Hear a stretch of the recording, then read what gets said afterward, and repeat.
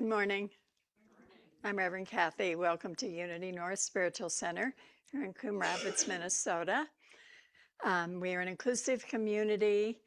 We welcome and accept whoever you are, wherever you are on your spiritual path. You're always welcome here.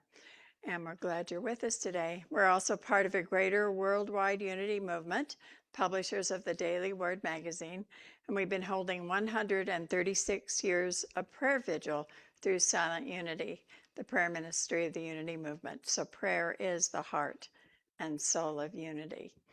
And this is the third week of our series on world religions. Today's theme is Judaism, in case you couldn't tell.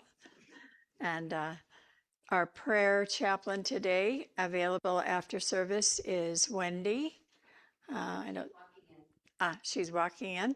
She's out in the lobby right now, so she's here with us in person. So you can ask her for a prayer in person if you want prayer support, or you can also call her, give her a call. And if you're online with us today on Zoom, you can call her as well in that first hour after service, and she'll give you a call back if you don't reach her directly. So her number will show up on the chat and in announcements.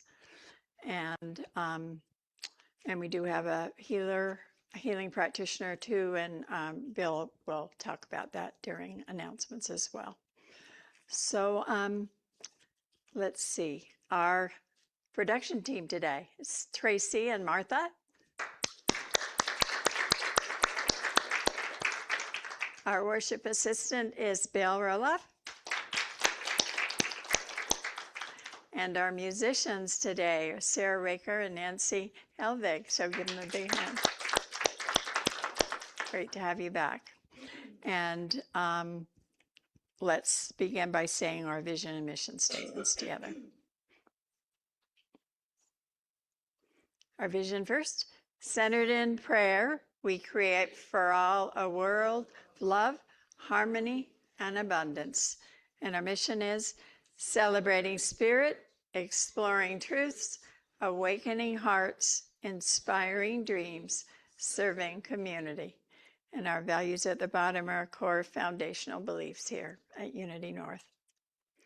And I invite you to stand for our opening song.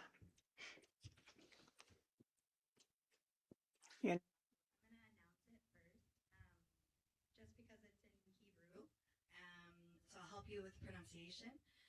Shalom Havarim. Shalom Havarim. Lahit Ra'ot. Lahit Ra'ot. This is typically a farewell song, but shalom is used for both the hello and a goodbye. So this can be translated to hello friends, and we'll see you again.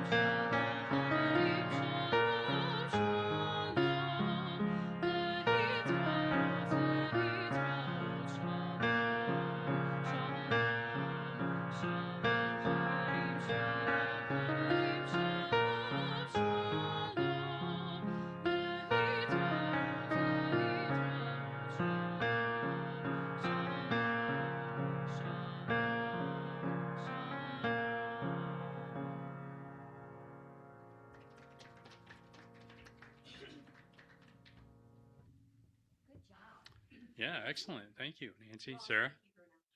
That was beautiful. Good morning. My name is Bill Roloff. I'll be your worship assistant today. This is the time in our service where we take the time to greet one another. If anyone is visiting for the first time, do we have any first-time visitors? I don't think we do. So I will skip this portion of it. But if you do have any questions about anything, please see Reverend Kathy, myself, or the ushers. For new visitors online, if you wish, you could share your contact information in the chat with Unity North, which goes directly to us and remains private. We welcome you all wherever you are on your spiritual journey. Now let's take a moment to wave to each other and to those on Zoom. We welcome you all. It is our delight to have all of you with us today. At this time, we take a moment for prayer requests. Please feel free to close your eyes, relax your bodies. Let us take a deep breath, first to center ourselves. As you breathe in, bring peace, love, and joy within. As you breathe out, release stress, worry, and fear. Instead of saying our requests aloud, we invite you to speak a name or prayer request silently and hold these requests in silence.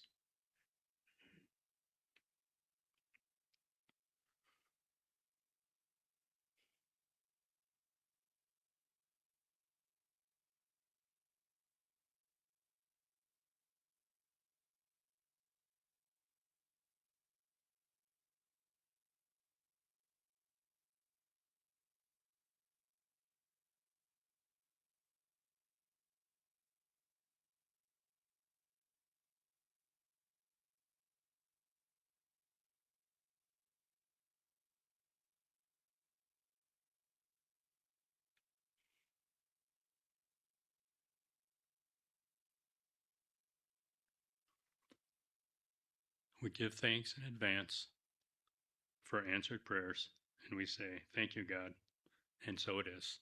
Amen. Let us remain centered for the daily word. Today's daily word, Sunday, March 8th, 2026, is the divine feminine. I bless the divine feminine in myself and in all others. Today is International Women's Day, a time to celebrate women's achievements across societies and cultures. It is also a time to celebrate the divine feminine, which blesses all people. When I honor the divine feminine, I am recognizing God as love, compassion, and understanding, aspects that are present in everyone. The world is blessed by the contributions of those who embody the divine feminine in their words and actions. From the steeliness of protection to the softness of comfort and nurturance. I give thanks for the girls and women in my life as I lift up and celebrate the divine feminine in its many expressions. I affirm the divine feminine awakens and expands in my heart and blesses and prospers all life.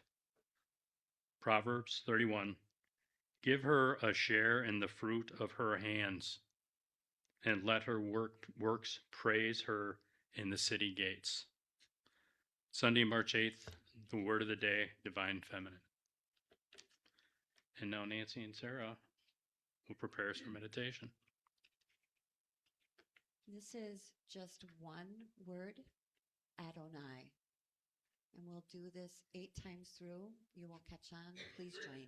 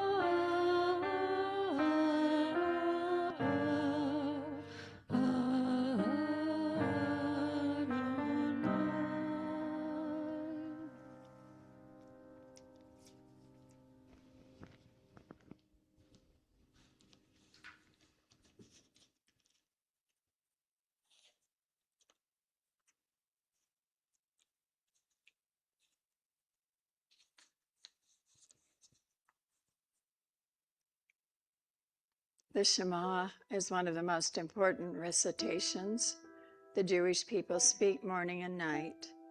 It is, "Hear, O Israel, the Lord is our God, the Lord is one." Let us take the spirit of this into our meditation today. So close your eyes, breathe slowly and deeply, inhaling divine light, exhaling negative emotions.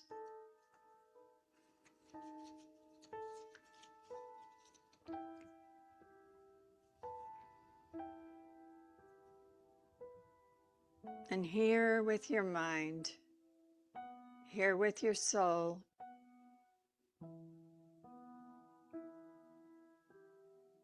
Hear it so it enters your existence and changes you.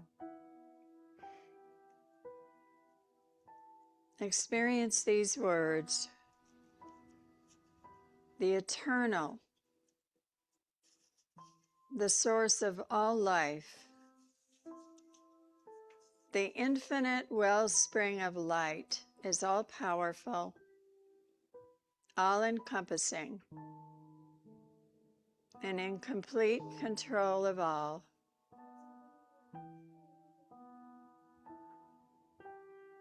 The strength of all strength and the might of all might.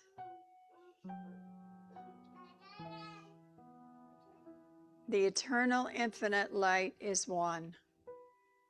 One.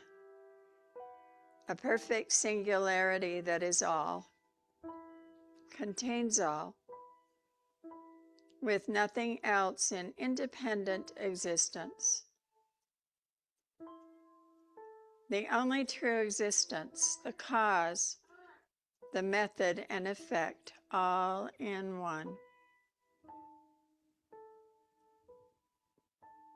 The source of all existence is one.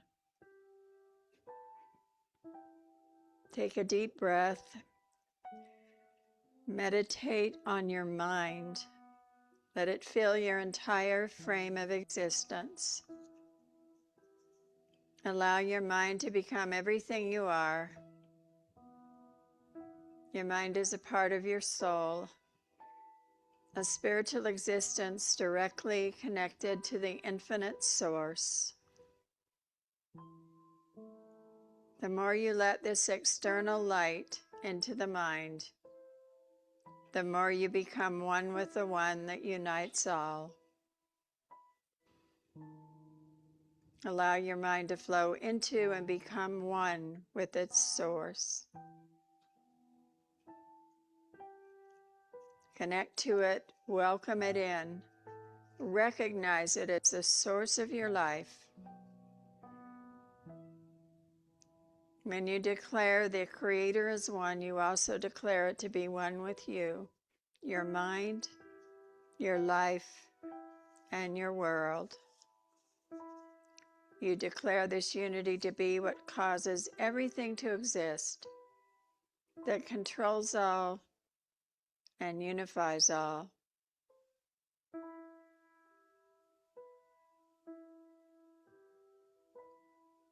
Allow your ego to fade into the background of your consciousness as you continue to meditate on this oneness, this all-encompassing unity in the silence.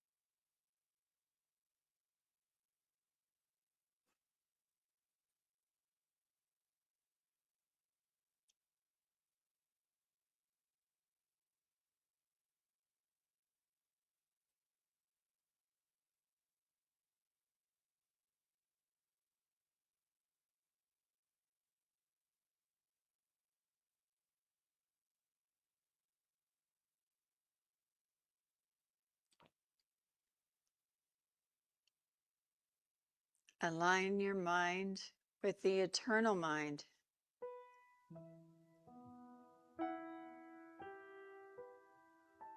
This pleasure and bliss can be yours every day as you remember and call it forth. Open your mind to this infinite mind. Let it in completely and allow it to fill every last aspect of your life with divine light. Become one with the one infinite source. And now take some deep breaths and bring your mind slowly back to the present, back to your body, and continue some breaths till you have returned, feeling gratitude for all. And welcome back to this time and place. May peace be with you.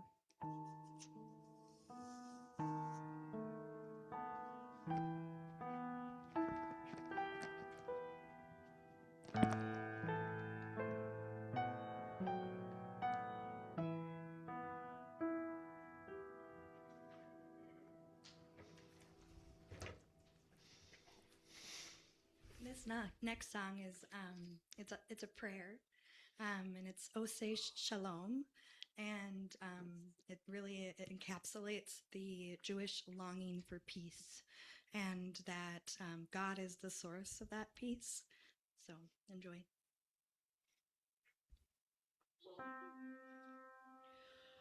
Oseh Shalom Bimroma.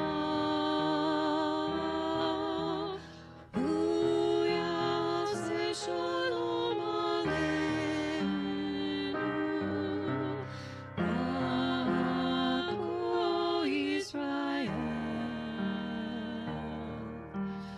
Vimru, Imru, Amen.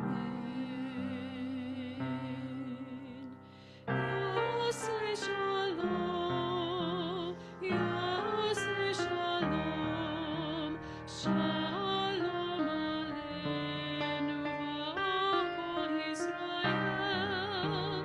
Yaseh Shalom, Yaseh Shalom, Shalom Aleinu v'Kol Yisrael.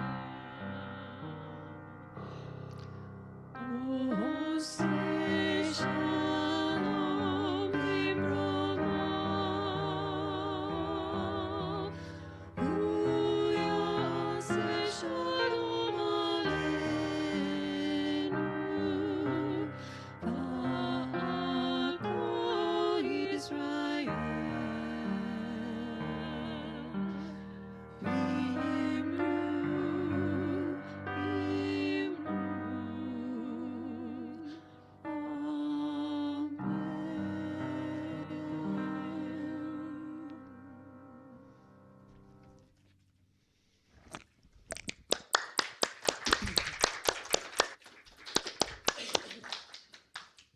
That's beautiful. I always love Hebrew music. Thank you. Well, the prelude video we showed today was the song Hava Nagila, and it is a Hebrew folk song that translates to "Let us rejoice." And the lyrics are a simple, repetitive call to celebrate together with a happy heart. And the song consists of three main sections. It basically says, let us rejoice, let us rejoice, let us rejoice and be happy. Let us sing, let us sing, let us sing and be happy. And awake, awake brothers with a happy heart. And the melody is based on a wordless Hasidic chant from Ukraine. And the lyrics were added around 1915 to 1918 to celebrate the revival of the Jewish homeland. So the words are inspired by the Psalm 118:24. This is the day the Lord has made. Let us rejoice and be glad in it. And that is so true. So today it's always a staple at Jewish celebrations like weddings and bar or bat mitzvahs. So to understand Judaism through a unity lens, rather, we must look at the laws and the consciousness. And just here's a brief overview of this 3,000-year-old tradition. First of all, it is monotheistic, a very radical belief in only one God. And the Shema is the heartbeat of Judaism. What I just said, Hear, O Israel, the Lord is our God, the Lord is one. That's called the Shema. And this was it's not just a numerical statement. It was a radical shift in human consciousness. It moved Judaism from a fragmented world to the realization of a single creative principle, the same divine unity we celebrate here every Sunday. And then there's another belief they call, it means repairing the world. It's pronounced tikkun olam, tikkun olam. And in Judaism, followers are not waiting for a distant heaven. They are tasked with bringing heaven to earth. So the concept of tikkun olam suggests that the divine spark is scattered all throughout the physical world, and it is one's job to gather the sparks through acts of kindness and justice. And this aligns with unity beliefs in the sense that our thoughts and our actions manifest our reality. There's also a belief in covenant and co-creation. So Judaism views the relationship with the divine as a covenant or partnership.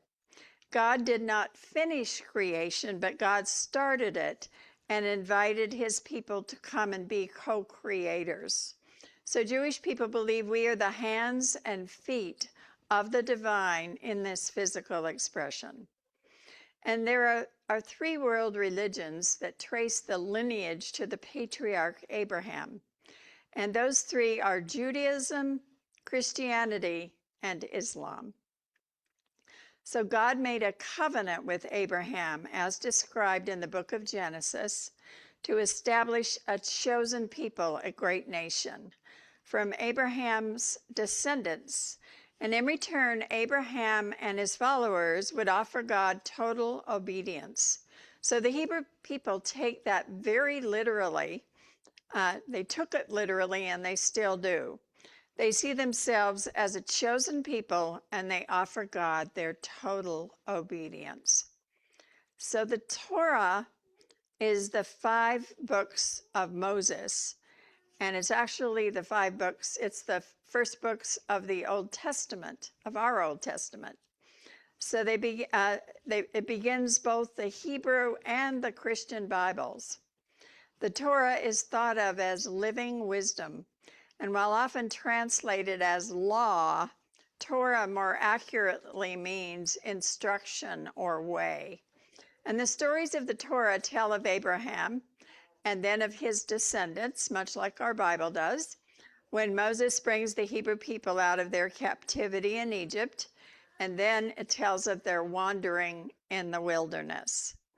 So in unity, these stories are looked at as metaphor and thought of as maps of the internal journey.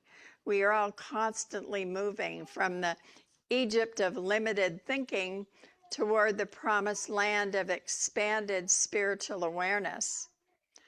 And on Mount Sinai, the book of Exodus reports that God gave Moses 10 commandments meant to guide the conduct of his people and initiated a solid covenant with the people.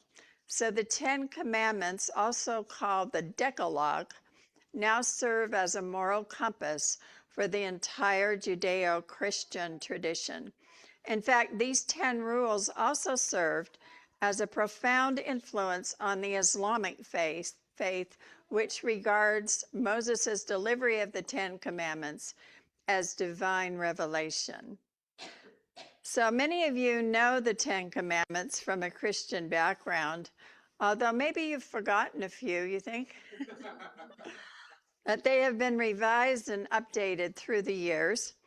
And the Jewish text used is from Exodus 22 to 17. And I'm not going to read all of those to you. They're the very, very traditional ones. And they've been updated and revised through the years, but these are the most traditional. And Unity also looks at these literally, for some, certainly, thou shalt not kill, thou shalt not steal, and we take that very literally. And there's also a metaphysical aspect of every one of these that we look at. And so the thing is, too, in the Jewish version, God's description is very much God's self-description in one of them, because God is speaking in the Ten Commandments.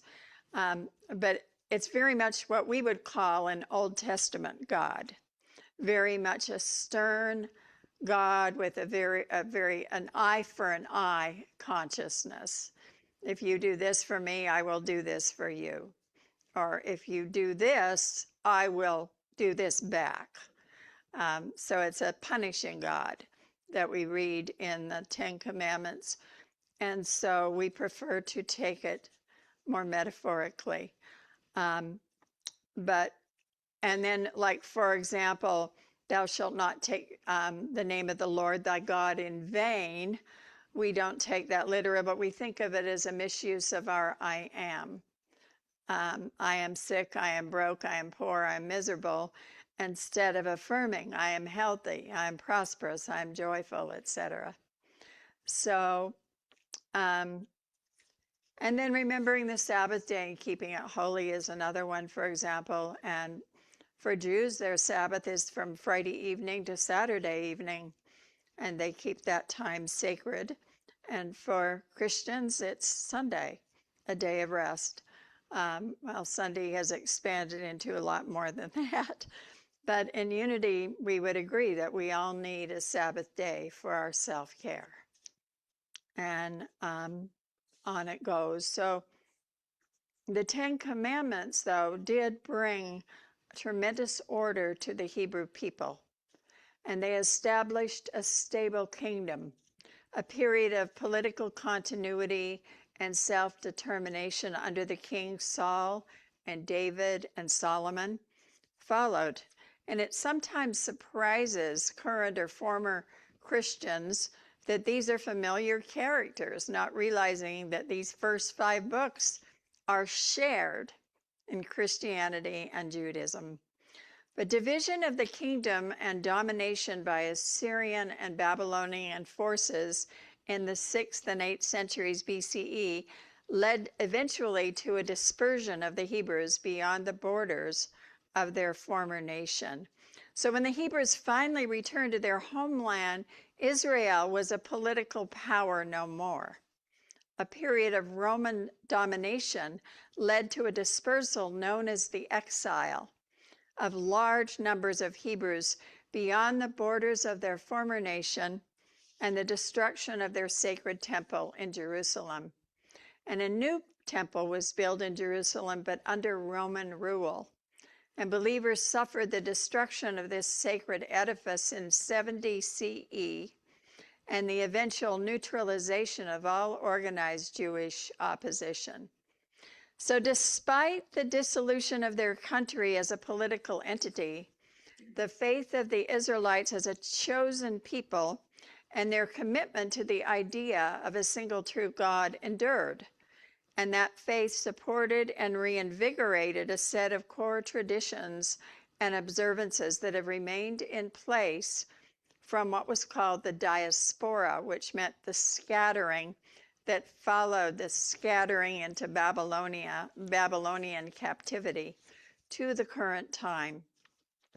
So the ideas that guide Judaism are animated by a belief that God directs all aspects of human activity, public and private, individual and collective.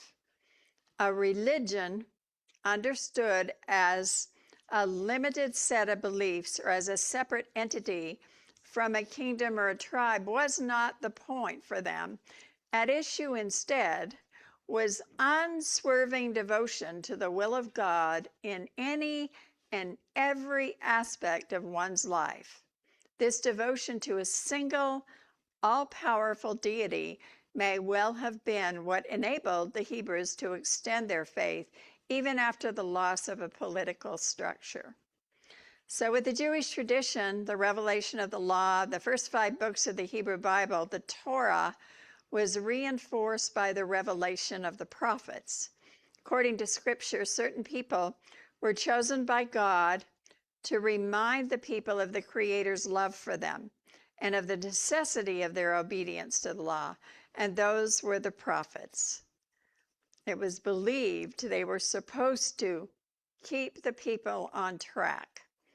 So here are some basic fundamental precepts, some basic beliefs, regardless of denomination or sect, because there are many branches and sects within Judaism as well, as we've been looking at with Hindus and Buddhists. But these are some fundamental beliefs. There is only one God with whom each individual has direct personal experience and to whom prayers may be addressed. God is the ultimate authority and possesses final dominion over the universe. They appreciate the proclamation known as the Shema, which I just said, "Hear, O Israel, the Lord is God, the Lord is one." And they actually try to say that twice a day, every morning and every night. Also, they believe that life is holy and that the Torah, which is the term that usually means the scroll containing the 5 books of Moses, but may also refer to other accumulated sacred writings through the centuries, is a guide to correct and upright living and a source of continued revelation of the Word of God. And the act of studying the Torah is the practical equivalent of prayer. They also believe that group worship and prayer are indispensable elements of a righteous life. And Jews around the world, regardless of nationality, share a broad common destiny and a sense of collective purpose and responsibility to one another. Group identity and community are very important. So I have a close friend who was my roommate for many years before I married. Her name is Marcia. And we lived in San Francisco together as roommates. We lived in Lake Tahoe for a while.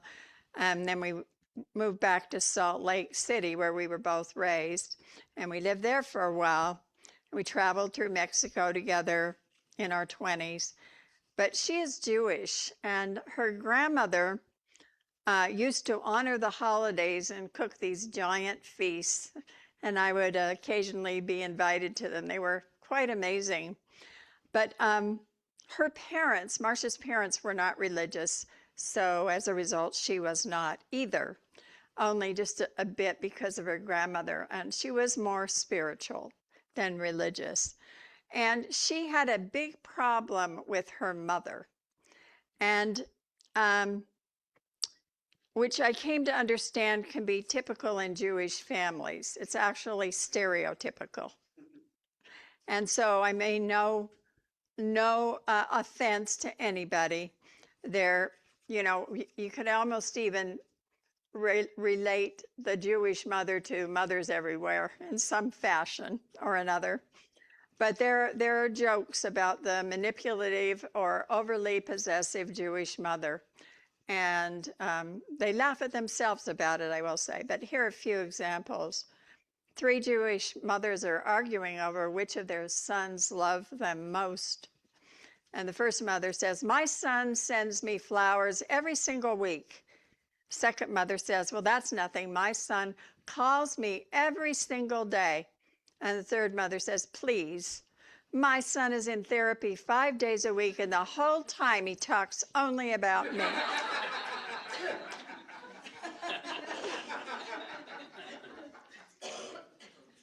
And then there's the old light bulb. How many Jewish mothers does it take to screw in a light bulb? The mother answers, "It's fine, I'll just sit here in the dark."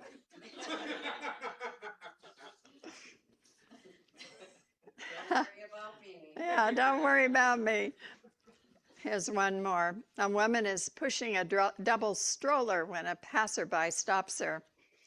"Oh, your children are so cute. How old are they?"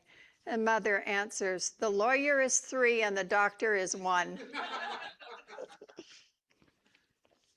Well, despite common bonds, Judaism is remarkably diverse and accommodates a wide variety of beliefs. There's no single unifying dogma.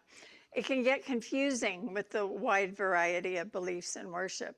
So it does help to learn something about the different branches. So the first branch is the Orthodox movement. This is the most rigid of branches. They seek to preserve ritual tradition and laws as they were originally given without changing them. So there's an uncompromising conformity to the dictates of God. They are exclusive, believing that the outside world is its own problem. And there's no gender equality at all in this branch, nor is there interest in conforming with any new social conventions. Now, a sect within that Orthodox branch are the Hasidic Jews. They are an Orthodox sect that originated in Poland in the 18th century. And these are the ones with the long beards dressed all in black. And though conservative, they also surprisingly emphasize mysticism and joy in prayer. Many study the Kabbalah, which is Jewish mysticism. And it seems strange that the strictest branch of all fosters the study of Kabbalah. You'd almost think it would be the other way. Well, it is the other way as well, but Kabbalah is Jewish mysticism. And there's a good movie about this branch of mysticism, of Judaism rather. It's an older one called A Stranger Among Us with Melanie Griffith. You may remember it if you saw it.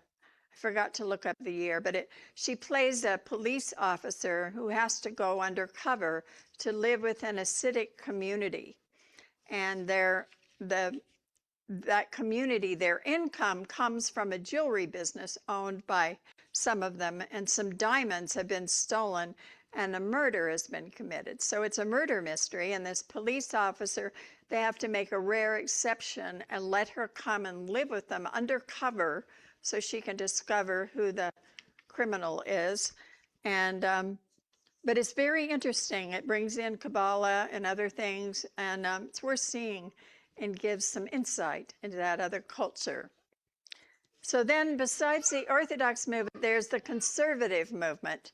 And they believe in the laws and the traditions of the past, and they try to honor them, but they adjust to make their religious observances more acceptable to outside people. This is the middle ground in the Reform debate that initially took place in the 19th century. And then progressive Judaism includes 3 further divisions under its umbrella: Reform, Restructionist, and Renewal. And they all differ in their origins, in their theology, and their approach to Jewish tradition. So first, Reform Judaism. This is the largest of the 3 progressive movements, and it emphasizes the individual's autonomy in determining their own Jewish practice. It does not see the laws and traditions as binding as the other branches. They honor them, but they also make them accessible to contemporary culture. There is more gender equality, and women rabbis are allowed. And they reject the notion that a faithful Jew must live within the entirety of the law. There is more individual interpretation, especially as it pertains to the Torah, which is accepted as inspired by God. So they focus on ethics and social justice. Also, it pioneered many modern practices, such as the Union for Reform Judaism's early adoption of LGBTQ plus rights and gender egalitarianism. So Reconstructionist Judaism, founded by Rabbi Mordecai Kaplan, this is the second progressive movement. And their theology, their group is cultural rather than God-based. So they don't see the Hebrew Bible as the Word of God. They often adopt a naturalistic view. They see God not as a supernatural being, but as the power or process that makes for human self-fulfillment and moral transformation. And they consider Judaism an evolving religious civilization. So rituals are viewed as folkways, cultural expressions that are valued, but not supernaturally commanded. And then, so unlike reform's focus on individual choice, Reconstruction emphasizes communal decision-making. So there are often powerful debates and arguments between Jews of different branches. One humorous story is called The Two Synagogues. A Jewish man is shipwrecked on a desert island for many years. And when he's finally rescued, the sailors are amazed to see he has built a whole neighborhood, including a house and 2 synagogues. And the sailor said, "Why in the world did you build 2 synagogues?" And the man pointing said, "This one is my synagogue, and that one, that's the one I would never set foot in."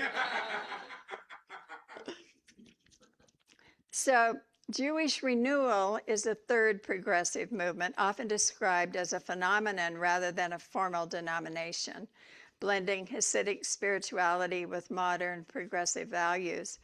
Heavily mystical, focuses on infusing spiritual vitality and joy into prayer and daily life.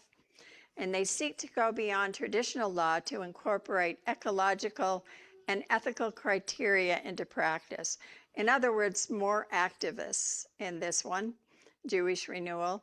They're sometimes known to have a hippie or New Age ethos with services that often include meditation, chanting, and ecstatic dance.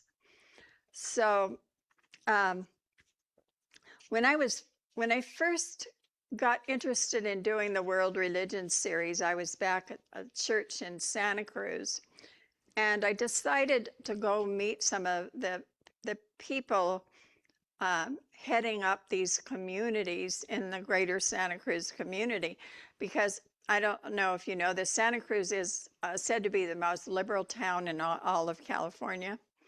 And that includes spiritually, religiously. And so you can find these people easily. There are Zen Buddhist monks, there are Hindu priests, you name it, you can find them. So I went to meet some. I wanted to educate myself.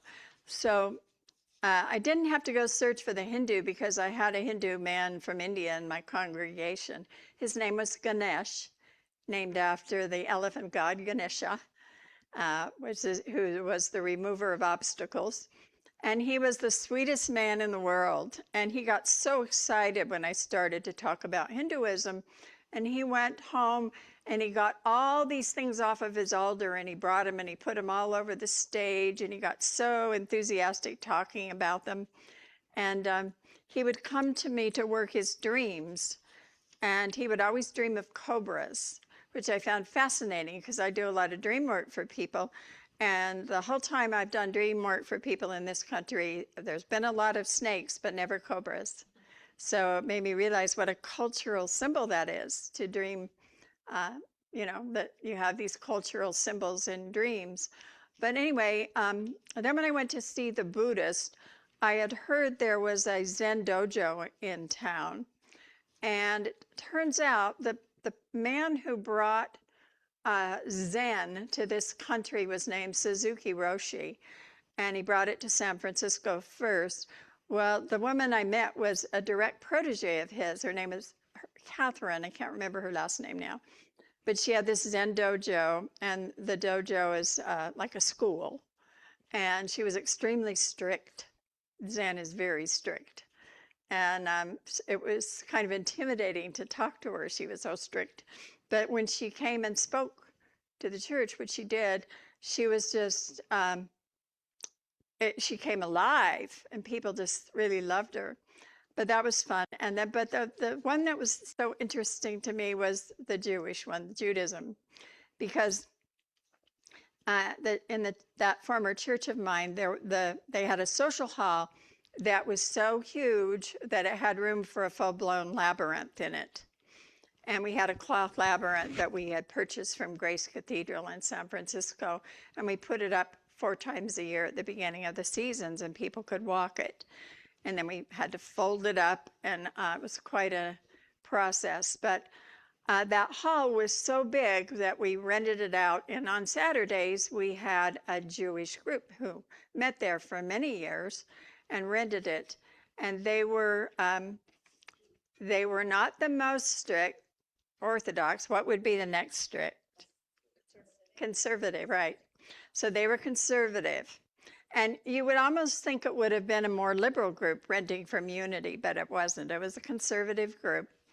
And after I had been there just only a short time, the board told me I needed to raise their rent.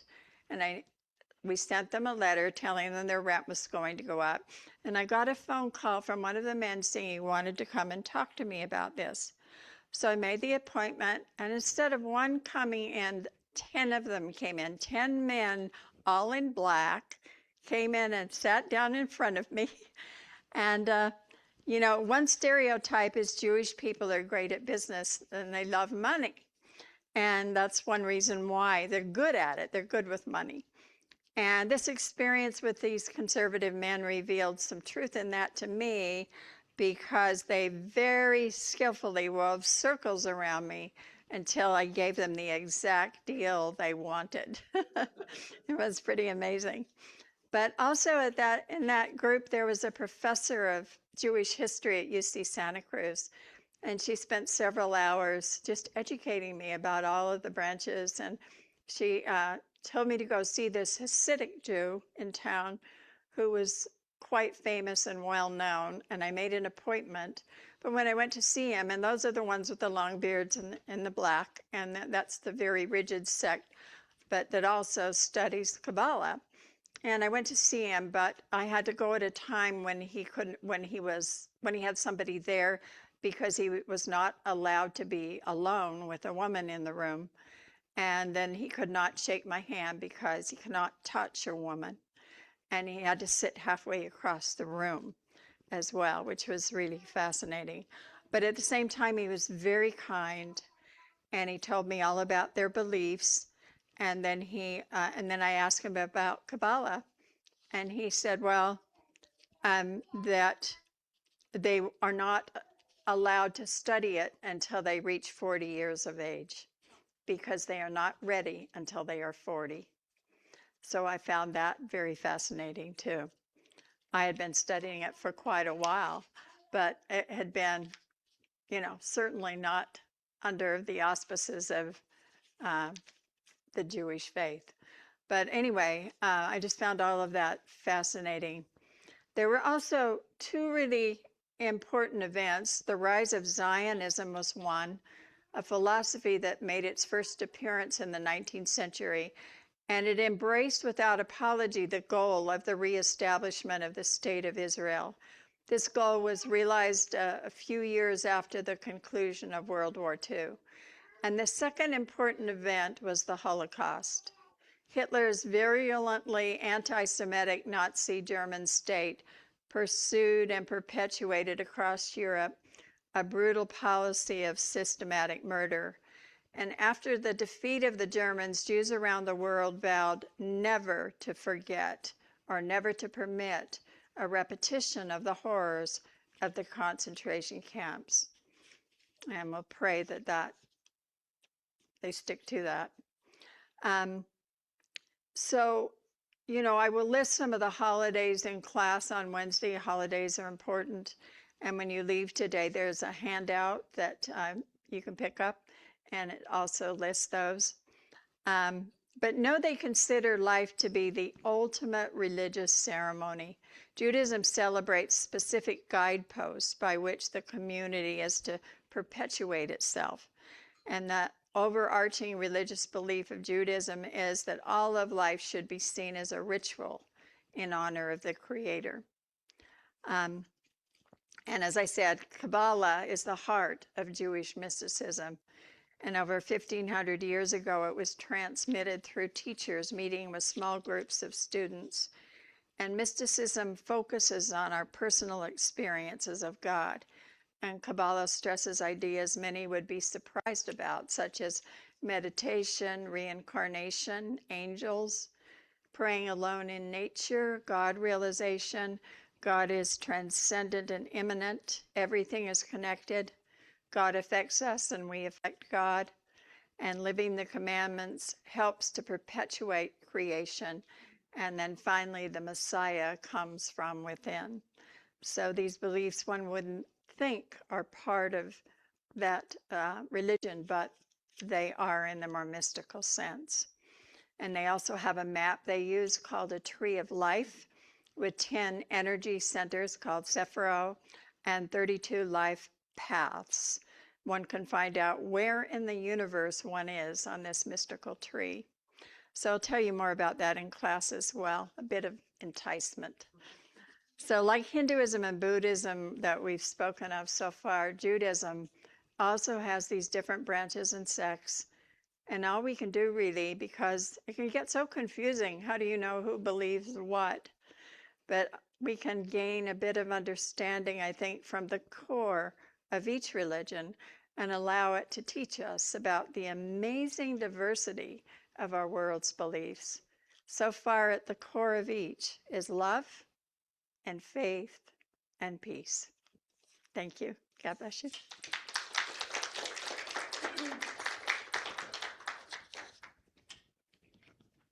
forgot to mention why I'm up here. I'm just not some random person. I was supposed to sing with them today, but my voice is this, so that's unfortunate. But this next song, "You Will Cry," in a good way. I'm going to read it to you because it's actually a poem, and I'll tell you about what that poem comes from in a second. I have it on here so I don't forget. I believe in the sun, even when it's not shining. I believe in love, even when I don't feel it. I believe in God, even when he is silent. This is a poem written by an anonymous Jew, and it was found on the walls of a Nazi concentration camp, which is so powerful. But what is really beautiful about this message that I think it really speaks to the Jewish people is resilience and how they can come back from really hard atrocities. And this is a beautiful message.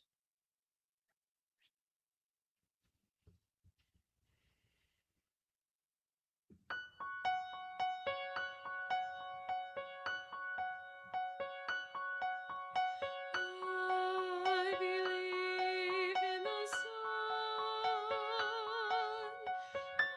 I believe in the sun, even when it's not shining. I believe in the sun. I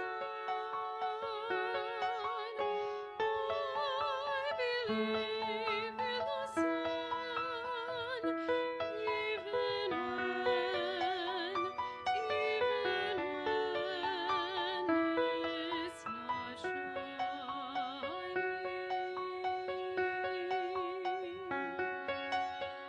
I believe in love. I believe in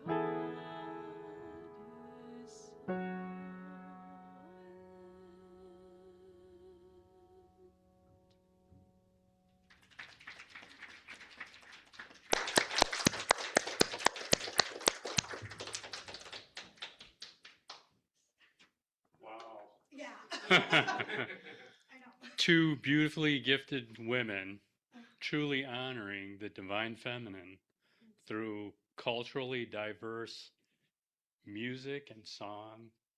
Thank you, Nancy. Thank you, Sarah. And a shout out to Paige for interpreting. Thank you. We appreciate that. That was beautiful. All right. Now I'm lost. Hang on. Now is the time to offer our blessings. We invite you to go to our website, unitynorth.mn.org or unitynorthmn.org, and find the donation button. On the homepage, give your offering there. Otherwise, here you can give your offering in the basket at the front door of the sanctuary. You may also mail in your offering check to our address, which is available also on the website. Please join me in speaking our offering blessing. Divine love flowing through me now blesses and multiplies all that I am, all that I have, all that I give, and all that I receive. I am grateful. And now Nancy and Sarah will do our offering song.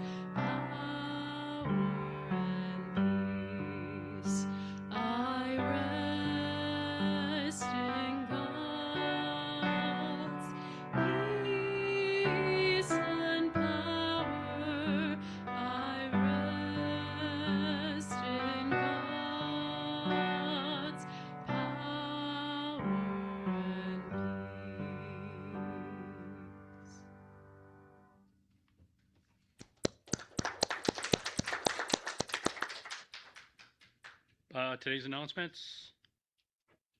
Our prayer chaplain is Wendy Erickson. Hi, Wendy. And our healing facilitator is Susan Breckschneider. Hi, Susan. We have Kathleen Bailey coming up to talk about Family Table.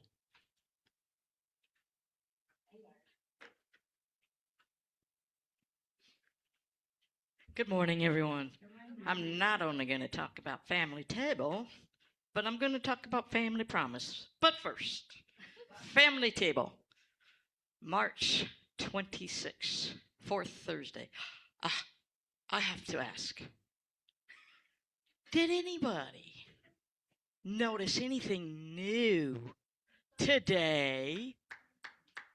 Susan, Moira, Tracy, Christine, and Jennifer, what all did you see?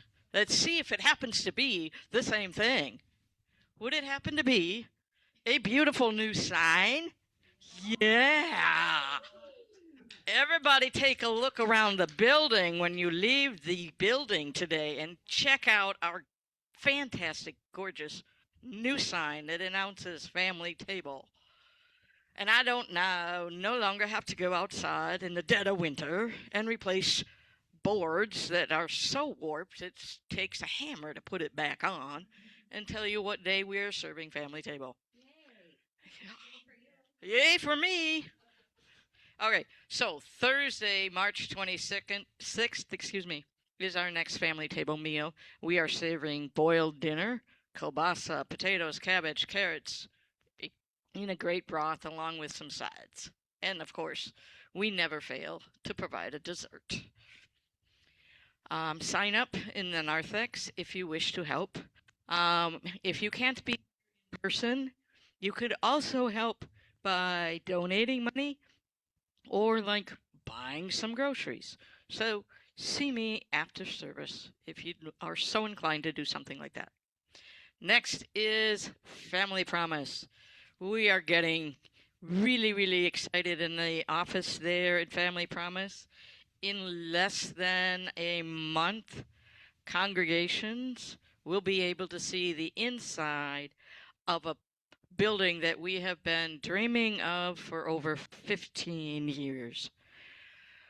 On the 19th of March, Family Promise is inviting the leaders of all our congregations that have helped them to a luncheon to get a sneak preview of what's inside the building.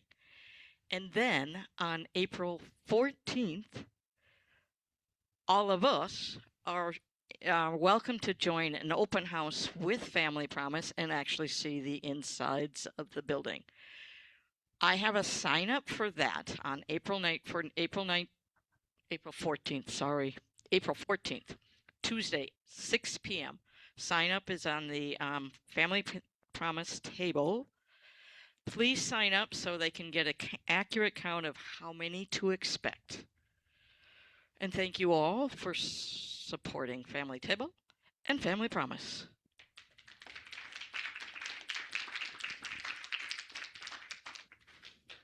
Thank you, Kathleen.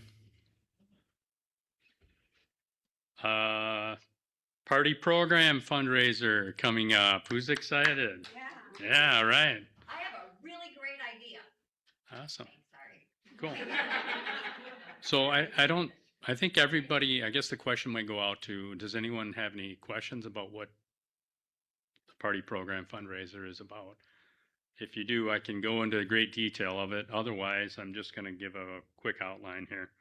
Now you can get serious about brainstorming for your party you want to host this year. A formal dinner at a restaurant or at your home, a play at a theater, game show, escape room, picnic in the park or your own backyard, murder mystery dinner, or repeat a great party from last year. Possibilities are endless. Submit your party online at go.unitynorthmn.org party/party 2026. The deadline to submit is Sunday, Easter Sunday, April 5th. So get brainstorming what your ideas are going to be. I am now going to turn the rest of the announcements over to Reverend Kathy.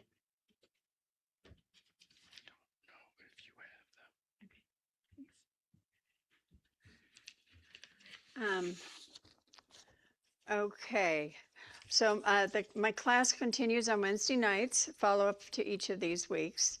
So this week will be Judaism, and then if you still want to come and you haven't registered, then you can just give Brandy a call, or you can email her. It's unity@unitynorthmn.org. And then so we have the possibility, we have coming up Community Song Circle. And it's in person only here at Unity North, and it's going to include Claire Vandekrummert and Judy Vinar, two of our favorites, coming together to lead us in song. So they won't be on stage, they'll be with us in a circle. And they just say, imagine a circle of neighbors, friends, and new faces gathered in a warm, welcoming space. No stage, no spotlight, just voices rising together. Our community song circle is a place where everyone belongs and every voice matters. You don't need to be a singer. You don't need to carry a tune. Just need a willingness to join in or to even be there to listen. So they'll do uplifting songs, folk songs, call and response, all kinds, and maybe some movement along with it. And so there's a sign-up sheet in the narthex if you're interested in coming to. The first one is going to be on Tuesday, March 31st, from 7 to 8 p.m. So everybody can get there in the evening, hopefully. And it's going to be only in person. So sign up. You don't have to sign up to come, But if you do put your name on the sheet, it just kind of gives us a sense of how to prepare, how many to prepare for. If there is a decent interest in this, they would consider doing this monthly. So that would be great. And then the other class, I just want to mention a new class coming up with Rhonda. And that's a one-day, just a couple of hours on a Sunday afternoon on April 19th. And it's on Maya Angelou, her poetry and attitude. And for those of you who never got to hear her, she is just absolutely astounding. And it's worth coming to hear about her. So she was known to many as a poet and author. She was a civil rights activist for years. Many of you probably don't know that near her later years, she went to a Unity church and basically, or went to Unity and knocked on the door and basically said she wanted to become a Unity minister. And they said they would give her an honorary ordination, but she refused it. She said she wanted to do the work. And so she was in that process when she left. So I thought that was pretty incredible after her whole amazing life. But it's worth coming to the class to hear about her. So just wanted you to know about that in advance. And that's it for the announcements. You want to we can do the affirmation together? Go ahead. Please join me in the affirmation. Centered in Prayerful intention. We give thanks for an overflowing abundance, spiritual awakening, prosperity, new members and children for Unity North Spiritual Center. All right. Is that it? Okay. Let's give him a hand. Thanks, Bill. All right. And now I invite you to, let's just thank everybody first. Thanks to Tracy and Martha for your help today. Great job. And thank you to our musicians, to Sarah and Nancy. And thank you to Paige for helping today, too. Next time you can sing. Yes. All right. And thank you to Wendy and me for being our prayer and healing Yes. And to our ushers and the person who's providing snacks today. We say thank you for that too. All right, so I invite you to stand for prayer for protection and our peace song. Together. The light of God surrounds us. I am the light of God. The love of God enfolds us. I am the love of God. The power of God protects us. I am the power of God. The presence of God watches over us. I am the presence of God. Wherever we are, God is, and all is well. Now our peace song.